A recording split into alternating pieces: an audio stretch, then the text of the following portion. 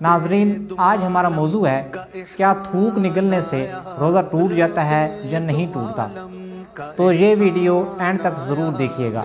رب دو عالم کا احسان آیا، رب دو عالم کا احسان آیا، رمضان آیا، رمضان آیا۔ بسم اللہ الرحمن الرحیم۔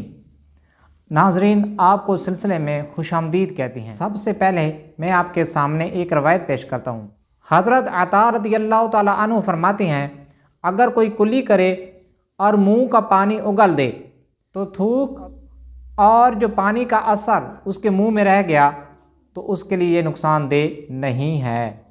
ایک انسان نے کلی کی اور اس نے پورا پانی باہر نکال دیا، لیکن پانی کے ٹھنڈک اور اثر رہ گیا تو یہ نگل گیا، تو یہ کوئی نقصان دہ نہیں ہے۔ کہ پانی کا ایک قطرہ بھی منہ میں نہیں ہونا چاہیے، صرف پانی کی جو ٹھنڈک ہے اگر وہ منہ میں ہے اور سارا پانی نکال دیا تب یہ مسئلہ ہے، ورنہ اگر ایک قطرہ بھی پانی کا پیے گا تو روزہ ٹوٹ جائے گا۔ اللہ عز و جل سے دعا ہے کہ ہم اس پر عمل کرنے اور دوسروں تک پہنچانے کی توفیق عطا فرمائے۔ آمین بجاہ نبی الامین صلی اللہ تعالیٰ علیہ وآلہ وسلم۔